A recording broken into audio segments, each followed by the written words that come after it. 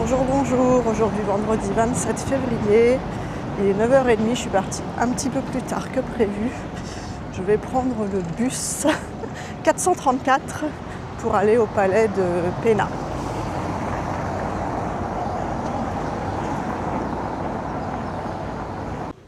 Bon, heureusement que j'ai pris le bus, ça montait bien quand même, hein. Et puis c'est beaucoup moins long. Il aurait fallu que je me lève 1 heure plus tôt. Je n'avais pas le courage. Bon, aujourd'hui, ce n'est pas le grand beau temps. Il fait frais, il y a du vent.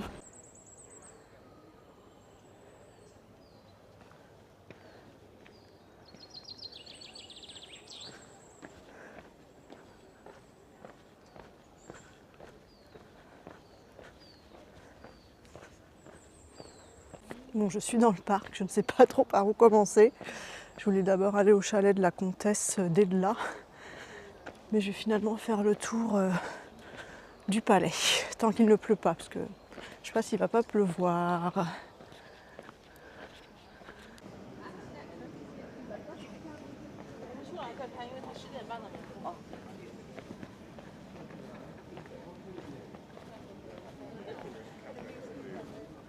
Ça grimpe, ça grimpe.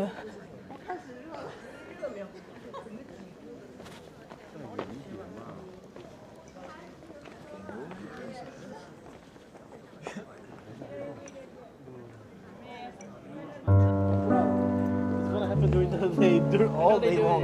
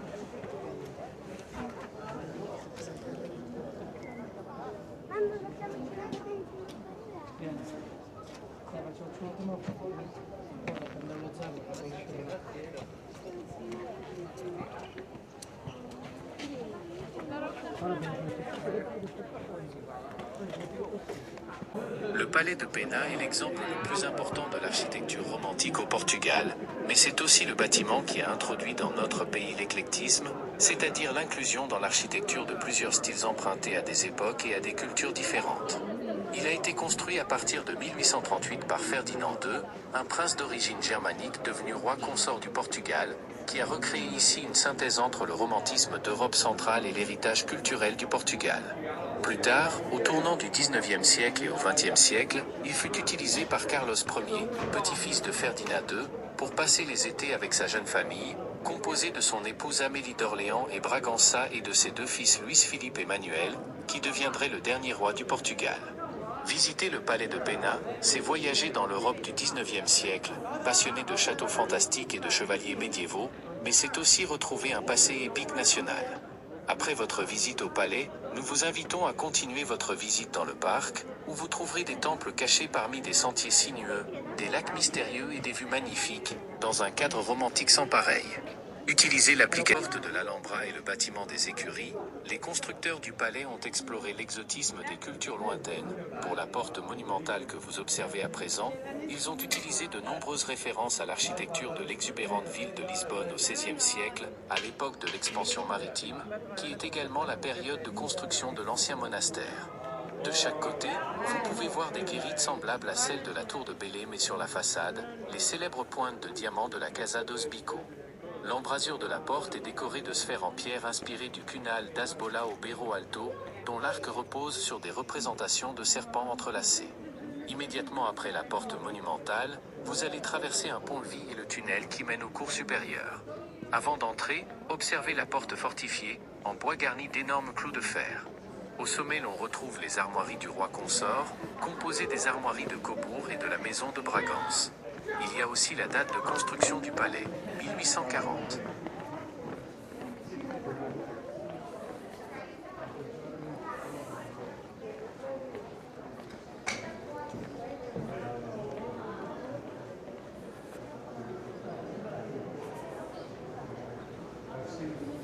Le tunnel du palais de Pena est un élément scénographique et n'a aucune fonction militaire. Les 4 grands arcs ogiveaux que vous voyez à votre droite permettraient à n'importe quel agresseur d'entrer dans le tunnel sans traverser le pont-levis ou de s'échapper lorsqu'il était en train d'être enfermé par la partie supérieure. Ces arcs servent surtout à profiter du paysage, ce qui montre que c'est un château de rêverie et de loisirs. Mais la structure constructive du tunnel, avec 4 contreforts monumentaux, sert également à supporter la terrasse qui se trouve au-dessus. Cela a permis d'élargir l'espace environnant du palais, qui a été construit sur un rocher escarpé et étroit.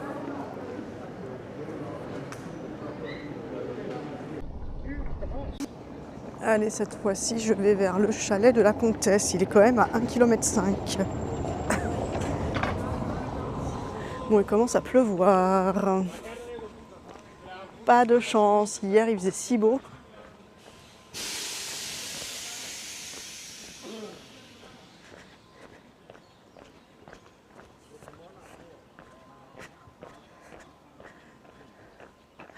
Bon, il est très joli ce palais, mais il aurait quand même besoin d'une petite restauration.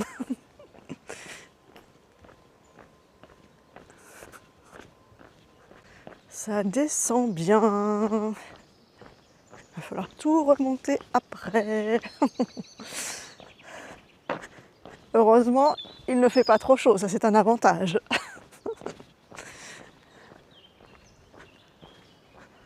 On entend les petits oiseaux.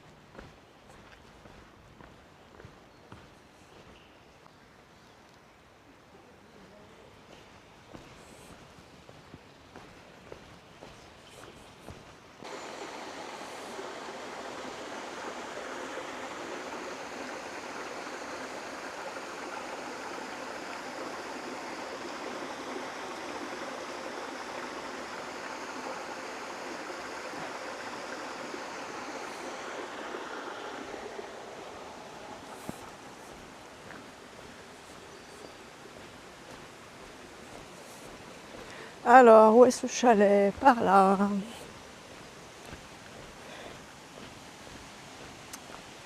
Donc pour le bus, je voulais prendre juste un aller simple qui coûte 4,10 €. Enfin, c'est ce qu'il disait dans le petit guide qui était dans la chambre.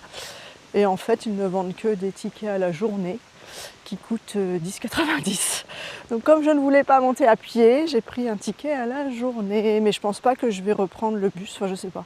Comme après je vais à la Quinta da Regalera, je pensais y aller à pied, c'est 40 minutes parce que le bus il passe pas par là, il retourne dans le centre-ville. Donc je ne sais pas trop, je vais voir.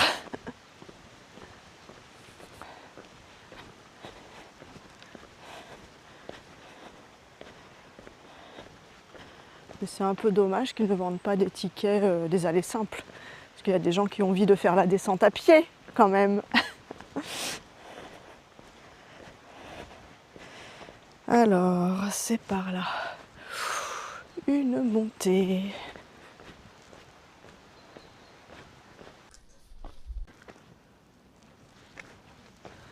J'arrive au chalet de la comtesse d'Edla. Alors, je n'ai pas encore lu ce qu'il disait sur le chalet.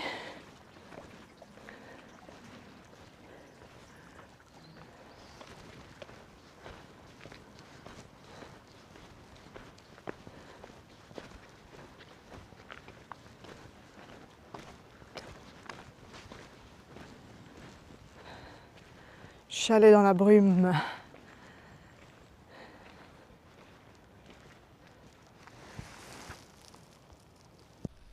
Bon, j'avais l'impression qu'il était fermé, j'ai fait tout le tour, mais non, il est ouvert, donc je vais rentrer. Élise Hensler, 1836-1929.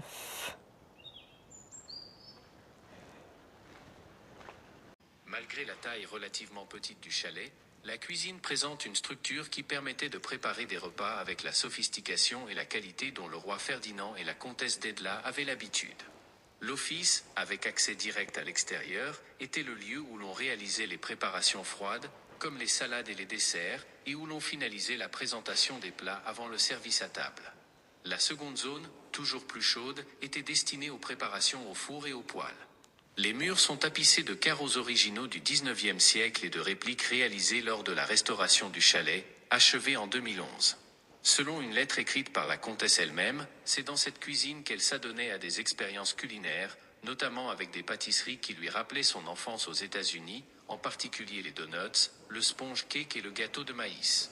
Des plats typiquement américains qu'elle cuisinait comme un hobby et qui, de son propre aveu, n'étaient pas toujours très réussis.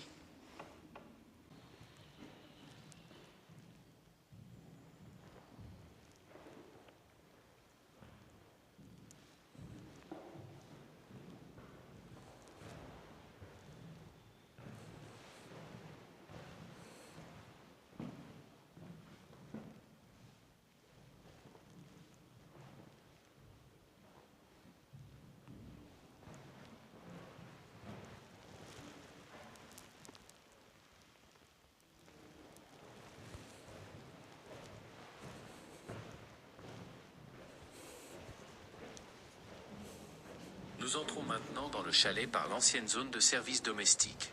La pièce où vous vous trouvez à présent était utilisée pour les repas des domestiques de Ferdinand et de la comtesse. À l'origine, il y avait une table, des chaises et des buffets. À l'époque où le chalet était habité, les portes situées à droite de l'entrée donnaient accès aux chambres à coucher respectives d'un domestique et d'une servante. Du côté opposé, il y avait la chambre du particulier, du roi, qui était son plus proche serviteur, chargé de toutes ses affaires privées et domestiques. Les autres membres du personnel, comme le cuisinier, les commis de cuisine et les bonnes, ne dormaient pas dans le chalet. Le nombre réduit de domestiques dans cette demeure permettait une vie plus tranquille, dans la mesure où il protégeait davantage la vie privée de Ferdinand et de la comtesse.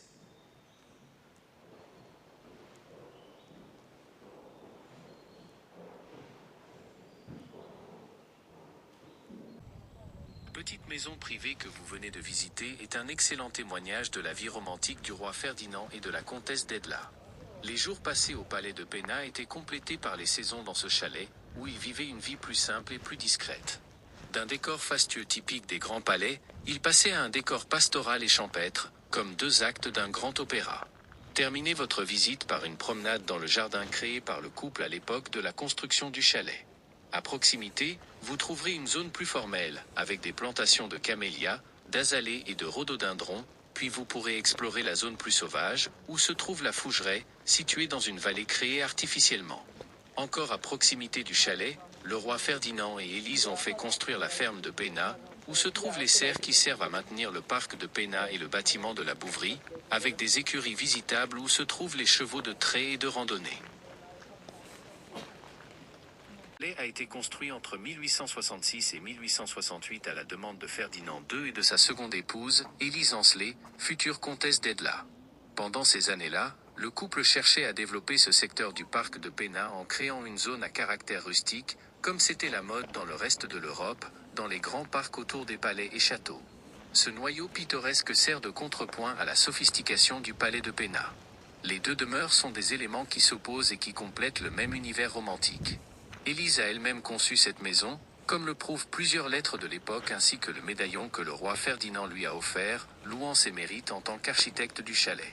L'une des principales influences architecturales adoptées par la future comtesse est celle des chalets suisses, dont elle reprend la configuration simple des volumes, le balcon, les ornements architecturaux découpés et l'utilisation de matériaux naturels ou d'apparence naturelle.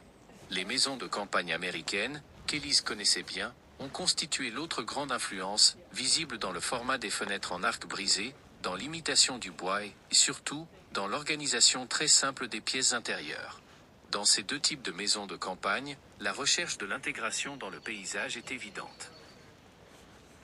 Voilà, fin de la visite du chalet de la comtesse d'Edla, c'était magnifique. Et en plus j'étais toute seule au début, c'était très bien. Bon par contre l'audio guide, je captais pas bien, donc ça a mis du temps à se mettre en route. Voilà, mais c'était vraiment bien. C'est vraiment très brumeux.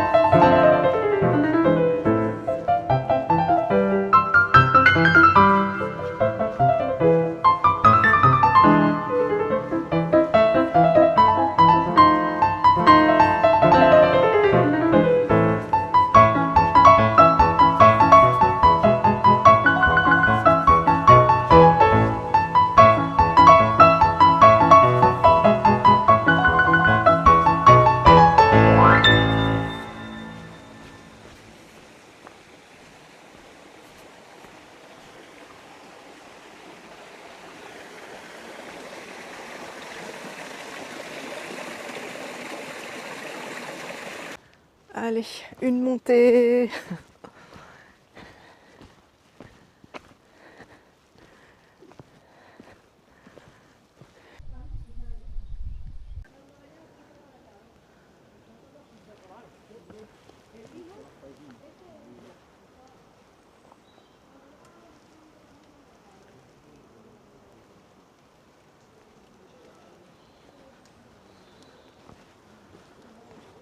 Ça grimpe, ça grimpe. J'arrive au palais. Alors j'ai oublié mes écouteurs pour l'audio guide du Quinta da Regalera. Donc je ne sais pas si je retourne à la chambre ou pas. En bus du coup.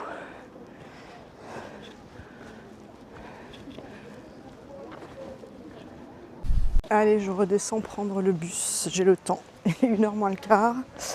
Et j'ai rendez-vous à 14h30 pour la Quinta da Regalera. Et je mets une demi-heure à pied pour y aller. Donc ça va.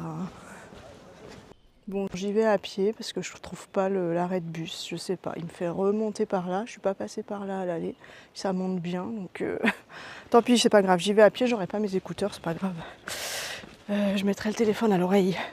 Et j'en ai pour 45 minutes. Là, je comprends rien. J'ai demandé, mais je comprends pas.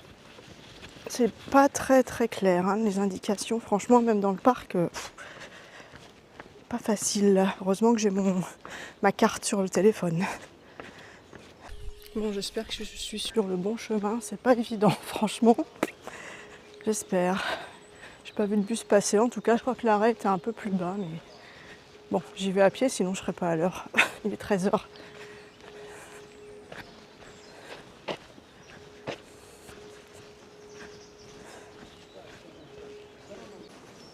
Le chemin est sympa. Et ça sent les eucalyptus.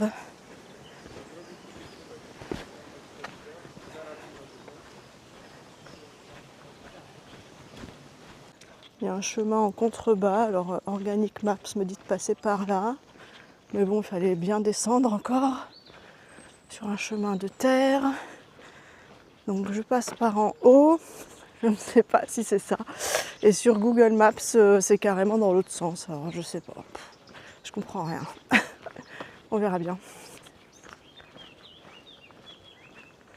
Mais je pense que par là, je peux rattraper le chemin, d'après ma carte. Je suis au château des Morts, mais on ne le voit pas, il est dans la brume. Et je ne vais pas monter. Ce n'est pas là que je vais. Et là, je viens de faire une montée déjà. J'ai soufflé. Bon, ma carte me dit que je suis sur le bon chemin. Donc ça va.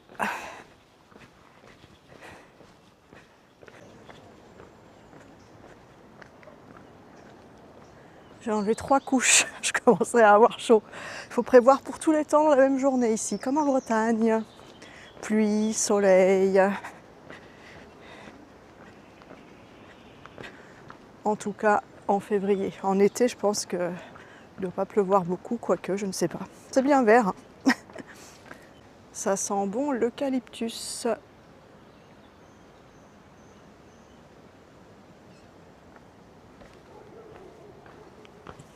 Ce chemin est très sympa. J'ai bien fait de ne pas prendre le bus. Bon, c'est ce que je voulais faire au départ, hein, mais je me suis rendu compte que j'avais pas mes écouteurs. Bon, c'est pas grave. C'est pas grave.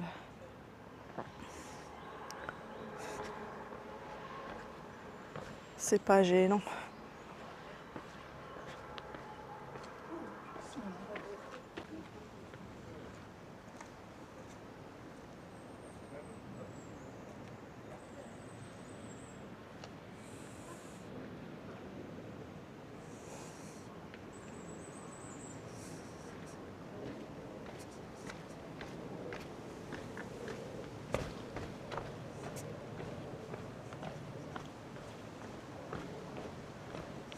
Et il pleut à nouveau. Une belle descente.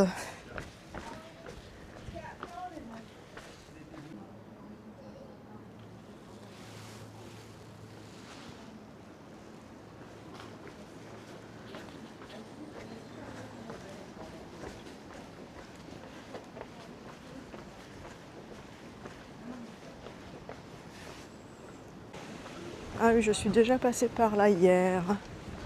Je m'en souviens.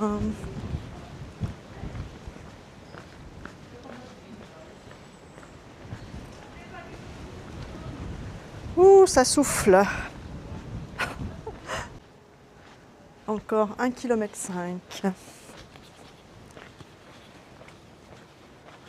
Là, c'est bien nuageux. Hein. Je n'aurai pas de belle vue. Heureusement que je me suis bien baladée hier.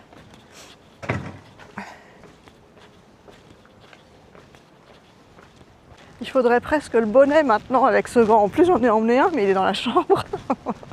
Je vais le mettre dans mon petit sac maintenant. J'ai le parapluie, mais pas le bonnet. Bah voilà, j'ai remis les 3 couches plus l'écharpe.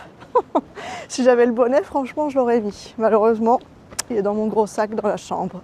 Je mettrai demain dans mon petit sac à dos. Ah, il y a du vent là, ça souffle fort. Voilà la Quinta da Regalera. Bon, il est 13h45. Je vais voir si je peux rentrer un peu avant. Hier, j'avais acheté des sardines pour pique-niquer aujourd'hui, mais j'ai pas encore mangé du coup, j'ai pas le temps d'aller au restaurant. Et là, pour pique-niquer, c'est pas vraiment ça.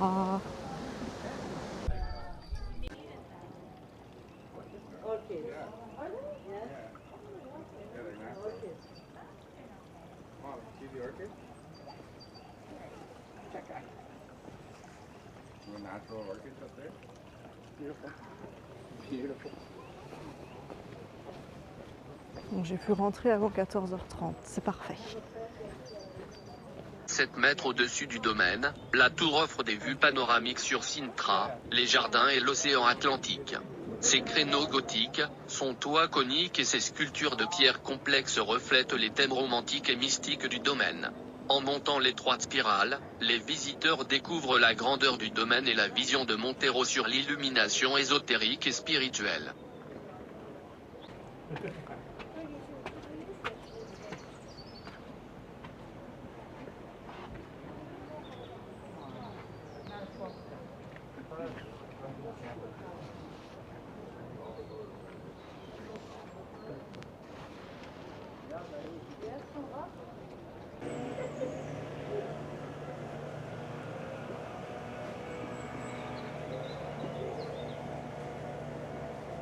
Sur environ 4 hectares, les jardins ont été conçus par Luigi Manini sous le patronage de Montero. Ils mêlent beauté naturelle et symbolisme ésotérique, présentant des chemins sinueux, des bois, des pelouses, des étangs, des statues, des fontaines, des grottes et des cavernes. Parmi les points forts figurent la fontaine de l'abondance et la terrasse des mondes célestes, offrant une vue panoramique sur Sintra et l'océan Atlantique. Le puits initiatique, avec son escalier en spirale descendant sur 27 mètres, relie un vaste réseau de tunnels souterrains, représentant un voyage dans le subconscient et vers l'illumination. Après des périodes de négligence, les jardins ont été restaurés suite à l'acquisition par la municipalité de Sintra en 1997, et restent aujourd'hui un élément central de l'attrait mystique du domaine.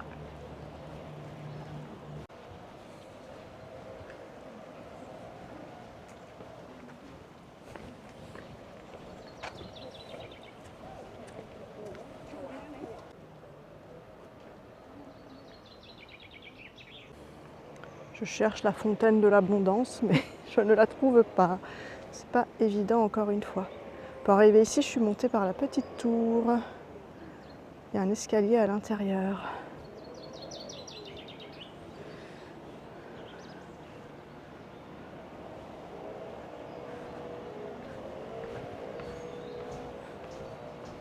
Voilà l'escalier à l'intérieur de la tour. Là voilà, la fontaine de l'abondance.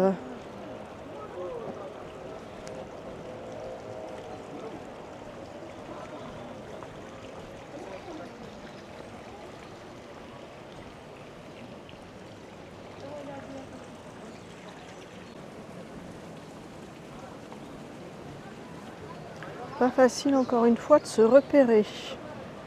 Sur l'audio guide, il y a plein d'explications, mais je ne sais pas où sont les sites. Donc, je sais pas, c'est pas évident.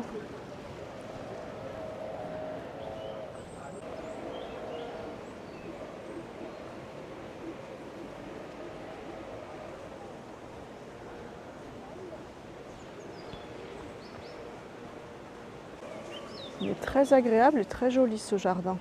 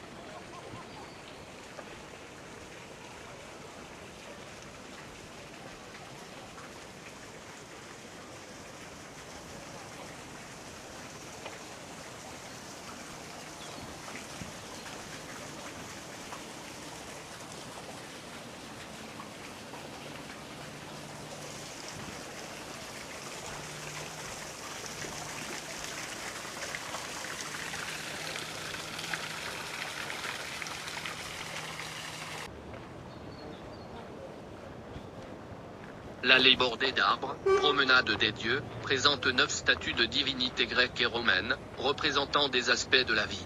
Selon Montero, cette allée incarne un voyage initiatique, un chemin symbolique vers la compréhension de l'univers, aligné avec la grande œuvre alchimique et l'harmonie des sphères.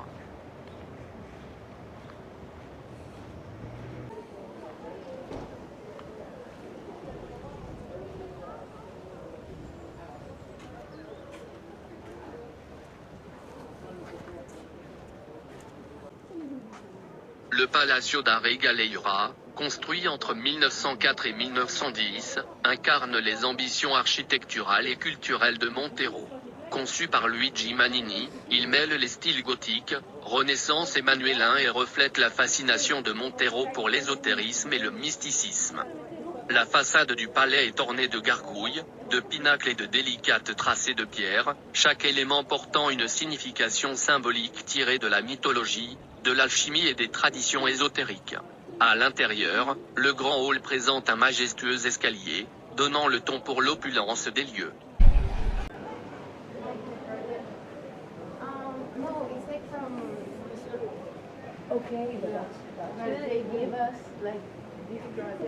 Chapelle catholique romaine, située à quelques pas du palais, combine les styles gothiques et néo-manuélins. Son intérieur est orné de fresques, de vitraux et de stucs, et elle possède un passage souterrain vers la maison principale. Le jardin environnant, avec ses fontaines recouvertes de mousse, ses grottes et ses bancs, crée une atmosphère romantique et théâtrale. Les sculptures de la chapelle racontent des histoires de la Vierge Marie et de Jésus.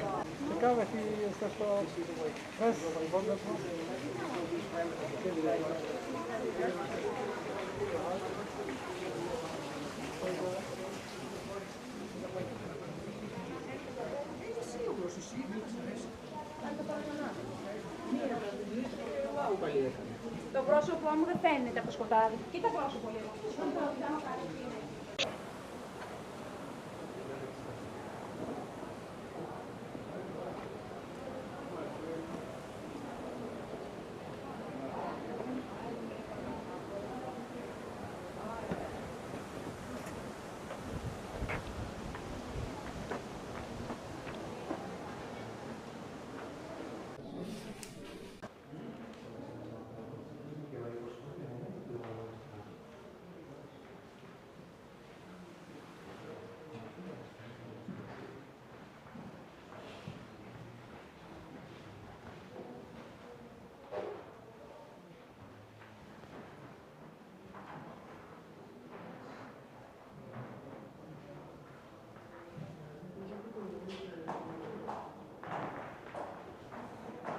À l'intérieur, le grand hall présente un majestueux escalier, donnant le ton pour l'opulence des lieux.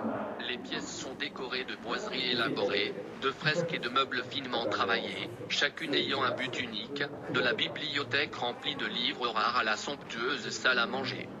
Les pièces notables incluent la salle des rois, Sala dos Reis, ornée de portraits de monarques portugais et d'une grande cheminée, et la salle Renaissance, Sala Renascença, avec un plafond représentant la mythologie classique. La chapelle du palais, richement décorée, sert de porte d'accès au tunnel souterrain, reliant différentes parties du domaine. Entouré de jardins luxuriants, le palais est complété par des statues, des fontaines, des grottes et des chemins cachés, évoquant mystère et émerveillement.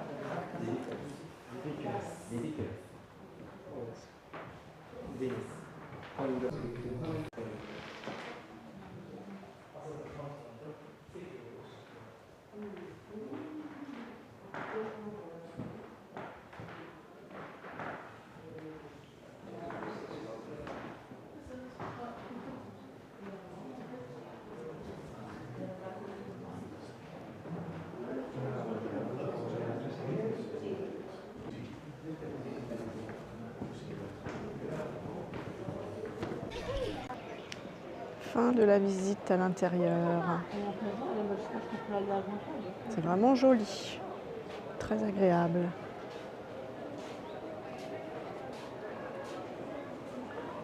Alors, je cherche le puits initiatique. Un petit tunnel. Bon, j'ai croisé une touriste qui cherche aussi le puits. Elle vient de là où je monte. Alors, je ne sais pas si c'est ça, mais d'après ma carte, oui. Bon, je ne sais pas. C'est vraiment mal indiqué. Mais le parc est joli et maintenant il fait beau. Donc, c'est vraiment agréable. Je vais pique-niquer ici, après avoir vu le puits. Il faut passer par là, apparemment.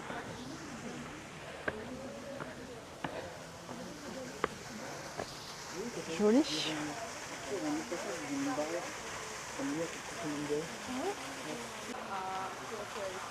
Très joli.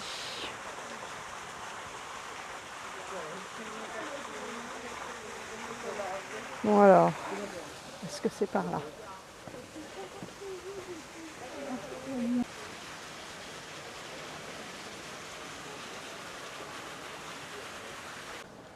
Donc je crois que c'est par là ou pas. Non, je crois que je me suis trompée. Alors là, il y a un puits, il y a des gens en bas. Et je crois que c'est pas celui-là. C'est vraiment pas clair du tout. Je suis sur le bon chemin. Encore 65 mètres. Bah, franchement, c'est pas évident. Il fait à nouveau gris.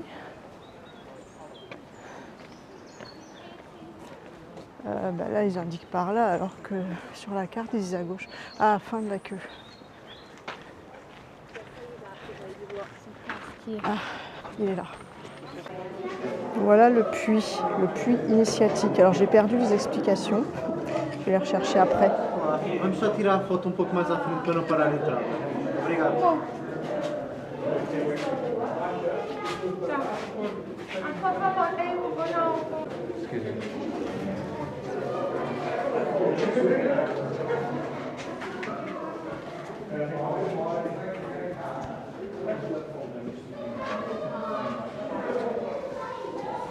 Allez, je descends.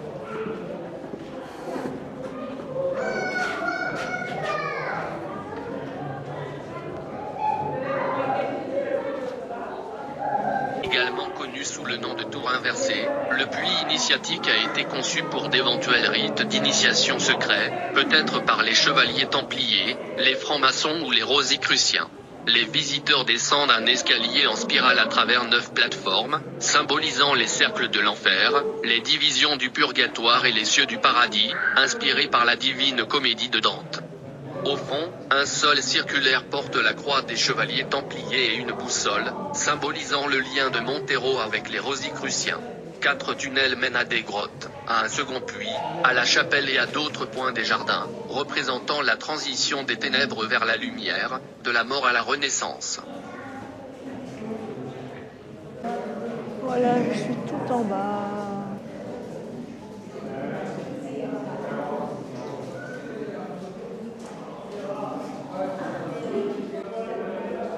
Et un petit tunnel pour sortir.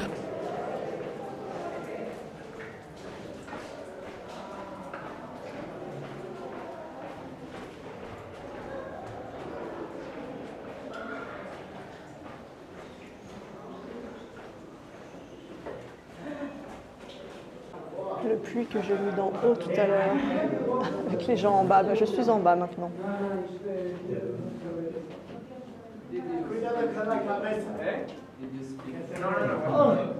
Réseau souterrain du domaine relie le palais, la chapelle, le puits initiatique et les jardins.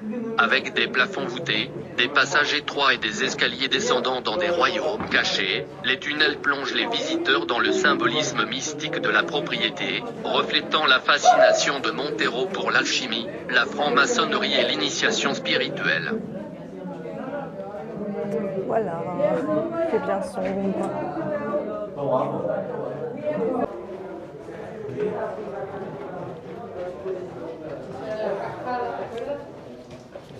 La cascada.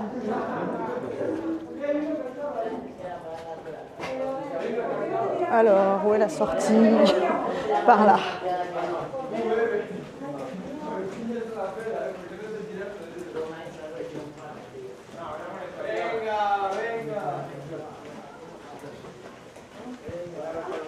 Bon, ce n'était pas la sortie, je me suis trompée.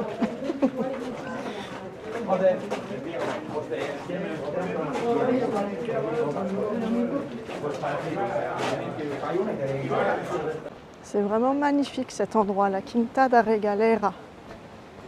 C'est à faire. Ah, le vent souffle à nouveau.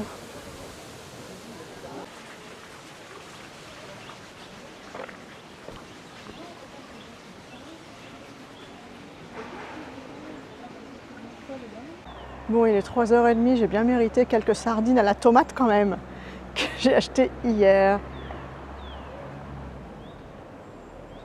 Voilà, je vais pique-niquer ici. Je pense qu'on a le droit. J'espère. Hein. De toute façon, je suis pas loin de la sortie si on n'a pas le droit. Les sardines étaient bonnes. Maintenant, je vais me prendre un petit dessert et un petit cappuccino à la Casa Piriquita, où j'ai acheté les 2 gâteaux hier.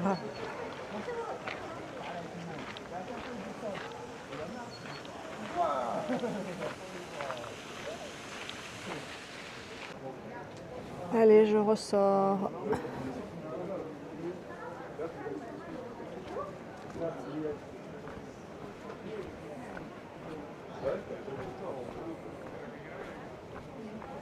Enfin, si je trouve la sortie. C'était indiqué par là. Je suis pas sûre. Je crois qu'il faut repasser par en haut, je crois. C'est pas clair, hein. Franchement, c'est pas clair. Je ne trouve pas la sortie. Je suis les flèches Saïda. Je sais pas où c'est. C'est vraiment mal indiqué. Hein.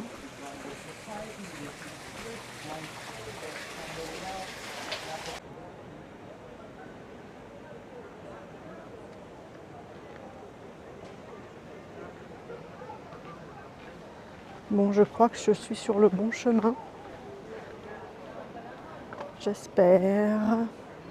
Mais il me fait repasser par où? Oh là là. Je comprends rien.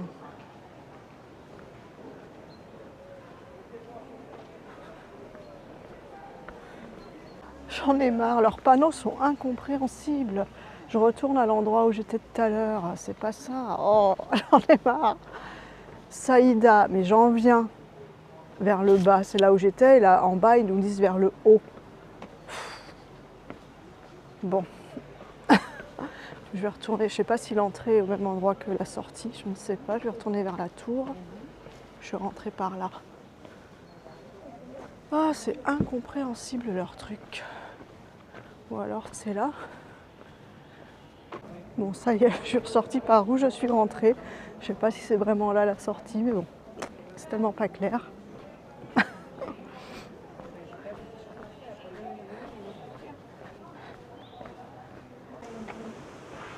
Allez, une petite descente. Moi qui aime bien marcher sur le plat, je suis servie ici. Ça monte, ça descend.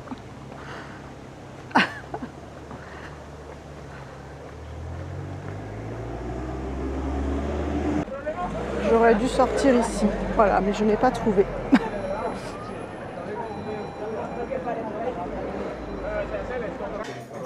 Un petit cappuccino et un travessero bien mérité. Le travessero était tout chaud, il était délicieux. Le cappuccino, bon, sans plus, mais ça allait. C'est pas les cappuccinos italiens, mais c'est normal, on est au Portugal. Voilà, mais j'ai vu que j'avais pris des couleurs, je suis allée aux toilettes avec ce vent là, j'ai pris des couleurs.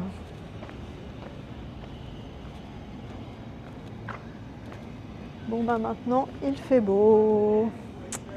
Je vais faire un petit peu les boutiques de souvenirs.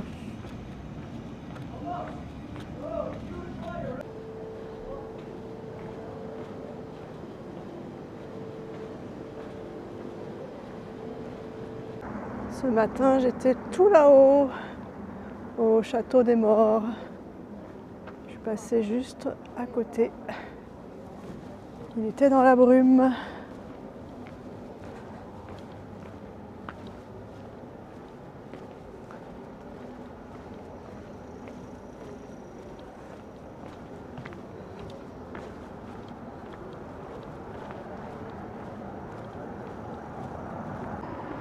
Allez, je rentre. La mairie toujours. Le point de repère. Bon, j'aurais bien marché encore aujourd'hui, hein.